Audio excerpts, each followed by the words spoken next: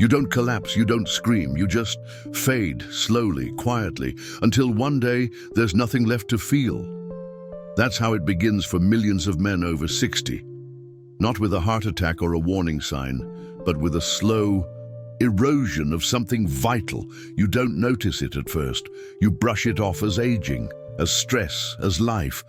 But the truth, it's not normal. It's not inevitable. And it might be the reason most men don't make it past 81.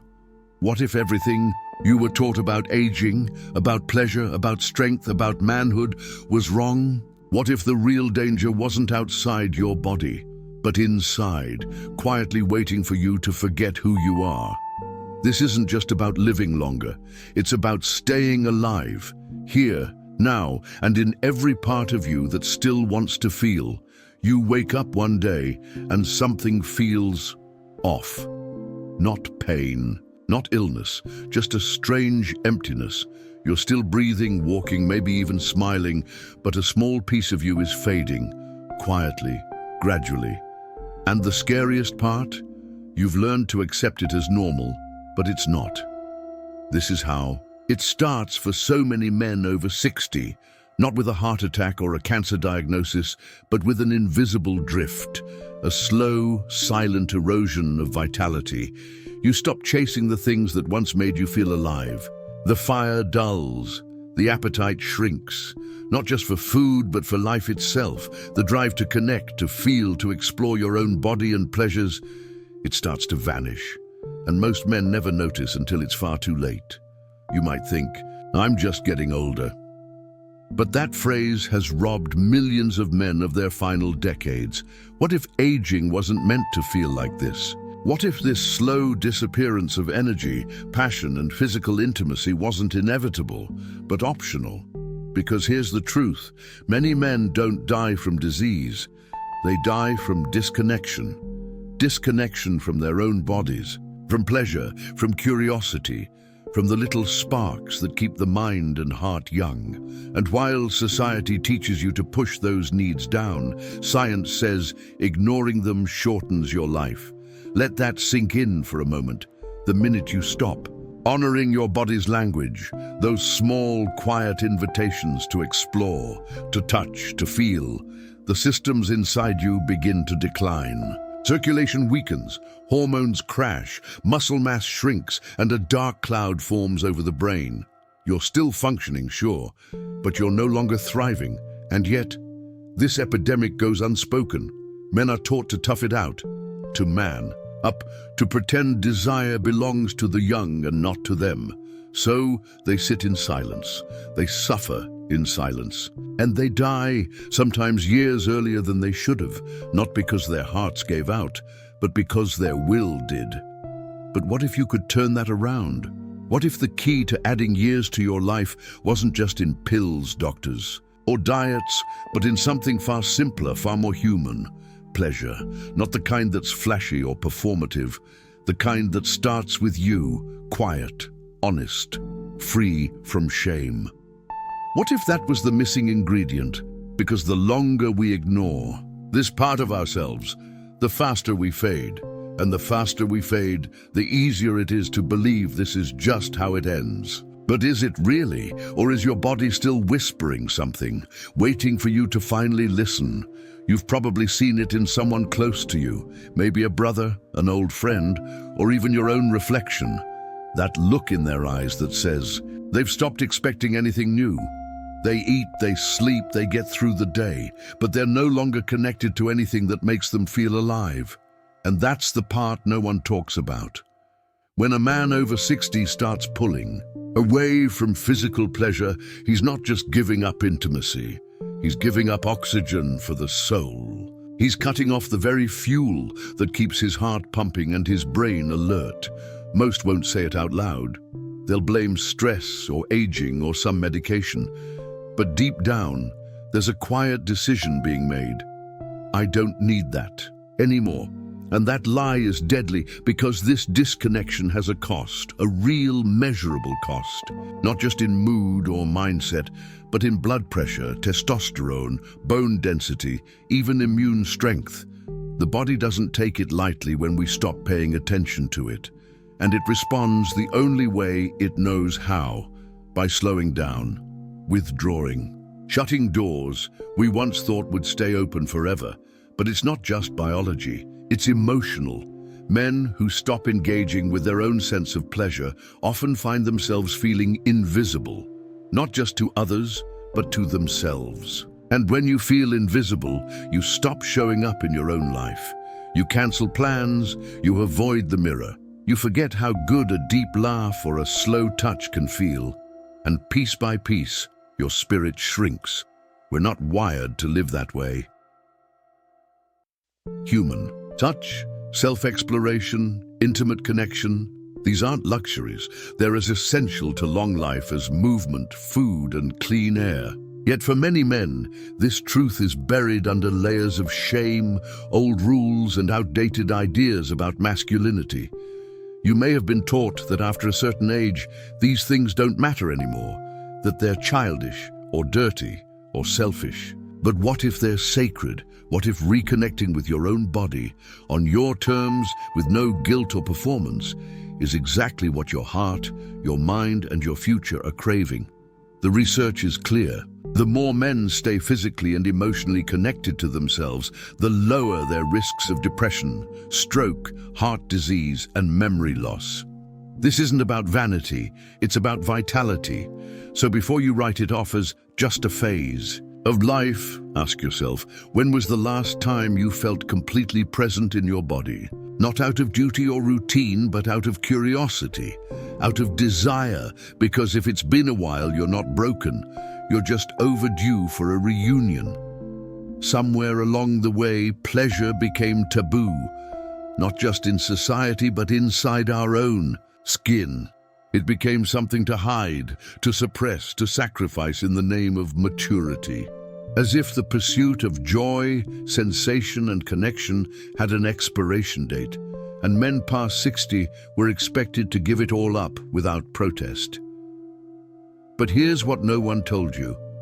Pleasure is not a bonus, it's a signal, a biological and emotional message that says you're still alive. When a man allows himself to experience pleasure, physical, emotional, sensory, he activates systems in the body that are directly tied to survival. We're talking about the release of endorphins, improved blood flow, hormone regulation, even brain cell regeneration. This isn't new age nonsense, it's biology, and it's been hiding in plain sight all along. But when you stop chasing that feeling, everything slows. Testosterone drops, cortisol rises, sleep gets worse, your immune system weakens, and your heart, that resilient engine of your life, starts to beat with a little less confidence. Not because it's old, but because it's forgotten what passion feels like. And don't confuse pleasure with performance. This isn't about impressing anyone or meeting some unrealistic expectation. It's not about looking like a movie star or living like you're 25. It's about reconnecting with yourself in a way that keeps your cells alert, your mind engaged, and your spirit awake. Imagine a plant in a dark room. It doesn't die overnight, but slowly, without sunlight, it bends, it weakens, it loses color. That's what happens to a man who stops giving himself permission to feel good, physically, emotionally, intimately. He doesn't fall apart in a day, he just stops blooming. But what if the light was still available? What if you could bring it back, not with a miracle drug, but with a shift in mindset? Giving yourself permission to seek pleasure, to enjoy it, to treat it as necessary. That's not indulgence, that's self-preservation. It's how you stay vibrant. It's how you fight back against the quiet decay that tries to creep in as the years go by. So the next time you tell yourself, that's not for me anymore, ask this: who told you that? And what did they gain by convincing you to live half a life? Because the men who live longest and happiest aren't always the ones who eat the cleanest or exercise the most. Often, they're the ones who still find joy in being alive, who still believe their body, even now, is worth listening to. And once you reclaim that belief, something powerful starts to shift. But before that shift can begin, there's a deeper truth to face, one that's been buried for decades beneath layers of guilt and silence. You can eat the right foods, take the right supplements, walk 3 miles a day, and still feel like something is slipping away. That's because true health isn't just about what you do, it's about what you allow yourself to feel. And when intimacy disappears, even if no one else notices, your body does. It starts deep in your bloodstream. Without consistent physical stimulation, the kind rooted in connection, not just activity, circulation begins to falter. Blood vessels become less responsive. Oxygen delivery slows. Your heart works harder for less. You may feel colder, tired faster, less sharp. And that's just the surface. Underneath, your testosterone levels drop quietly, month by month. This isn't just about libido, it's about strength, confidence, clarity, and energy. Hormones are your body's language, and when intimacy is ignored, that language becomes fragmented, misunderstood, broken. Your brain joins the decline. Studies show that men who remain physically and emotionally connected to themselves enjoy better memory, reduced risk of Alzheimer's, and improved mood. But when that connection fades, so does the brain's chemistry. Dopamine falls, serotonin dips. Suddenly the world feels heavier, darker, and you can't quite explain why. And then there's your muscles. Yes, actual muscle tissue suffers, because testosterone supports lean mass, and when pleasure disappears, so does your body's drive. To maintain its own strength, you become slower, more fragile. You may think it's just age, but in truth, your body is reacting to neglect, to absence. Even sleep changes. Without those natural waves of pleasure and release, the body's circadian rhythm loses rhythm. Melatonin production weakens. You toss, you turn, and each restless night chips away at your energy reserves. But none of this happens overnight. That's the trap. It's gradual, so subtle that you learn to live with it, like background noise. And by the time you notice, it feels permanent. But here's what your body has been waiting for: acknowledgement. The human body is remarkably forgiving. It responds with speed and grace when you begin to nurture it again. Even small acts of self-intimacy, a gentle touch, mindful breathing, the decision to feel something instead of numb it, begin to reactivate these systems. You don't need to perform, you don't need to rush, you just need to return to yourself. And when you do, blood flow improves. Testosterone rises, your brain lights up, your skin warms, your voice deepens. You feel seen even if no one else is in the room, because you've remembered something most men forget. Pleasure isn't a reward, it's part of your design. Ignoring it doesn't make you stronger, it makes you smaller. So ask yourself, what part of you has been waiting in silence, hoping you'd finally come back? If the word masturbation makes you tense up, you're not alone. For decades, men were taught that touching themselves was shameful, childish, or even harmful. That silence, that discomfort, stayed with many into old age, long after.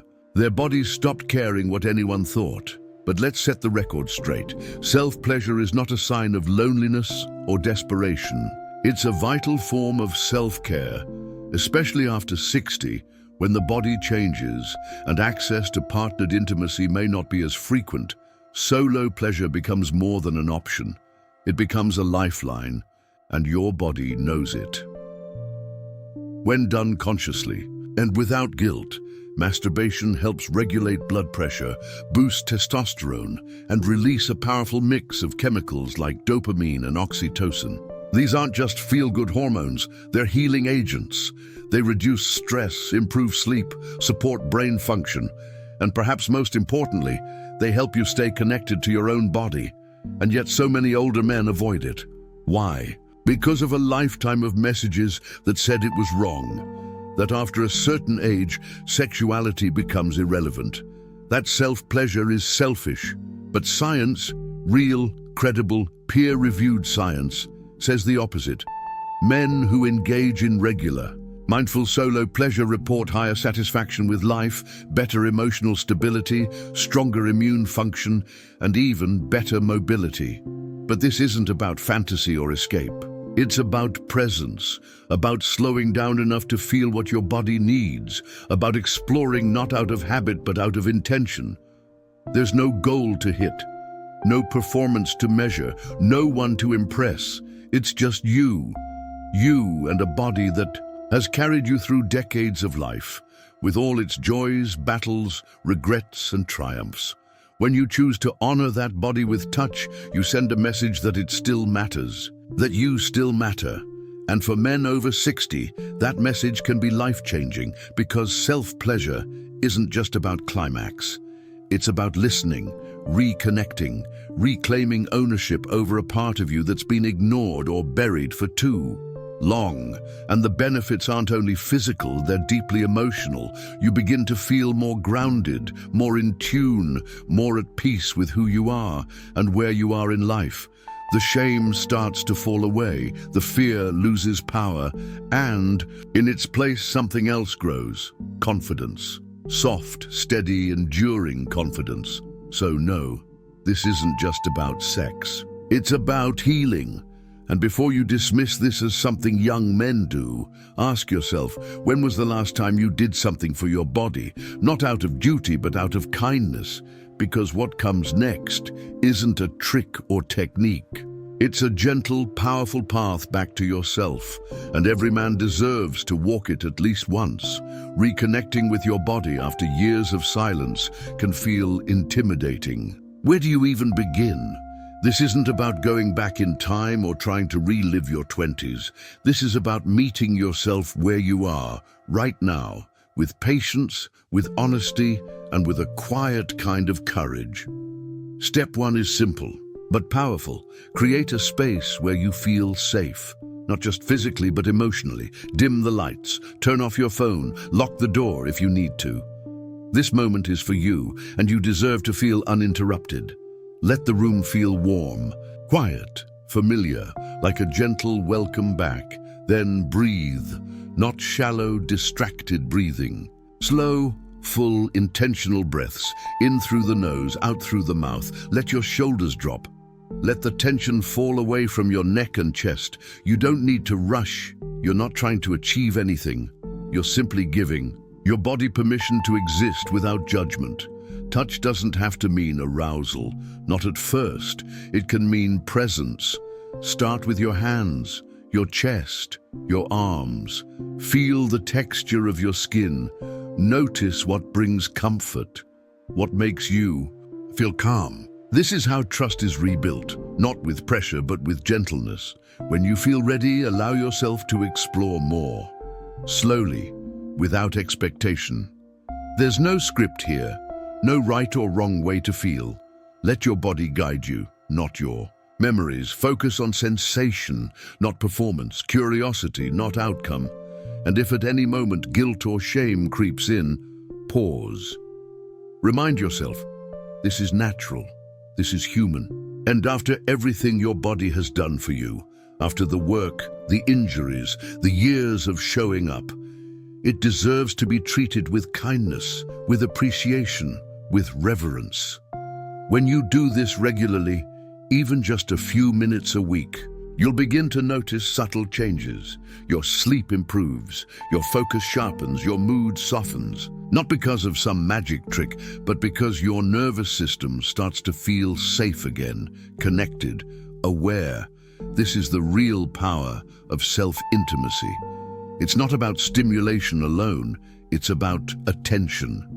When you touch your body with care, you tell yourself, I matter.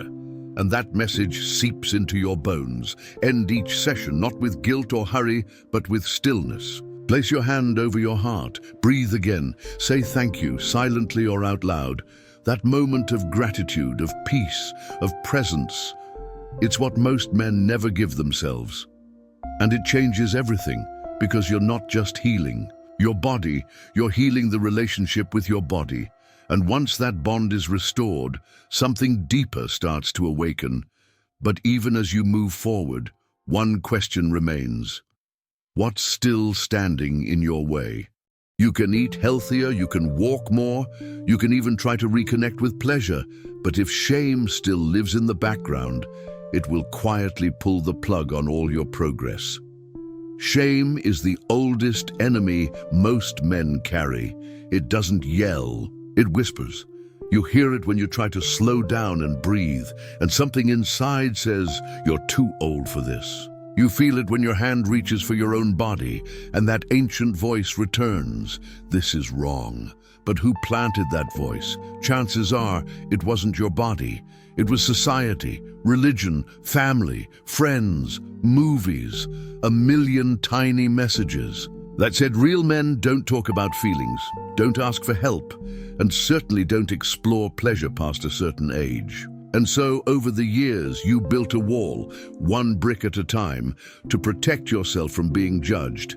But the truth, that wall didn't protect you. It isolated you.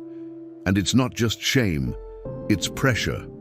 The constant, quiet demand to be fine, to show no weakness, to keep pushing through even when your soul is begging for rest, softness, or intimacy. That kind of pressure crushes the spirit over time.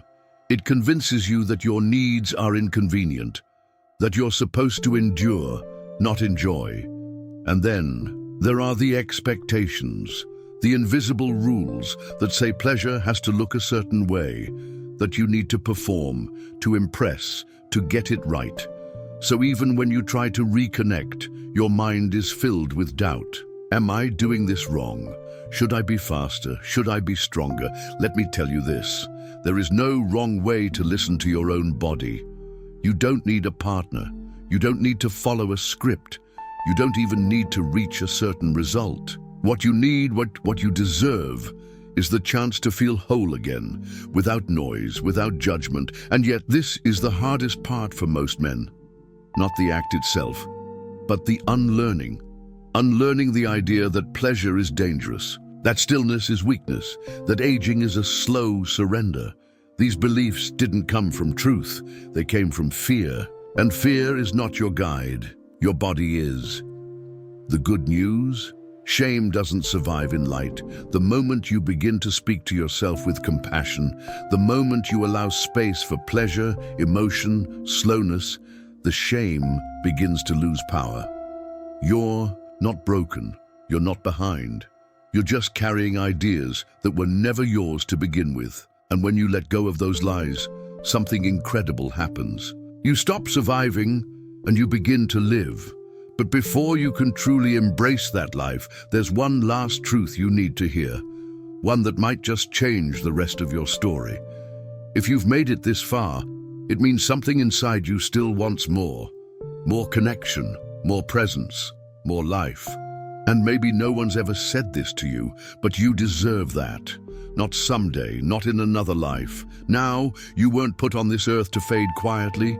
You weren't built to shrink with age or silence your needs just to be dignified. You were built to feel, to laugh deeply, to rest fully, to touch your own skin and remember that you're still here, still powerful, still worthy, still whole. Because the real danger for men over 60 isn't heart disease or prostate cancer. It's forgetting who you are. It's losing the fire. It's waking up every morning in a body you've stopped speaking to. But that doesn't have to be your story. You have more control than you think. And it starts with a choice. Not a big dramatic one, but a quiet, sacred one. To listen, to breathe, to honor your body not as a machine, but as a partner. One that's been waiting for your attention, your kindness, your touch. The path back to vitality isn't found in a clinic or a bottle. It's found in the way you show up for yourself when no one else is watching. The way you choose to feel. Something when it would be easier to go numb. The way you let go of shame, not because someone said it was okay, but because you finally did. And no, it's not too late. Some men discover this at 40, others at 80. But the ones who really live, the ones who glow with presence even in old age, are the ones who stop waiting for permission. They stop apologizing for being human. and they start tending to their life like it matters, because it does. Your life matters, your body matters, your pleasure matters. So if this message stirred something in you, don't keep it to yourself. This isn't just information, it's an invitation to reclaim what's always been yours, to begin again with honesty, with grace, with fire in your chest and softness in your hands. You are not too old, you are not too far gone, you are not done. You're just beginning a new kind of strength, one built on truth. And if you felt connected to any of this, tell me, how old are you? Where are you watching from? I want to know, because men like you are the reason this message exists. If it helped, hit the like button. Subscribe for more, not for numbers, but to stay connected to something that feeds you. Something real, because you were never meant to do this alone.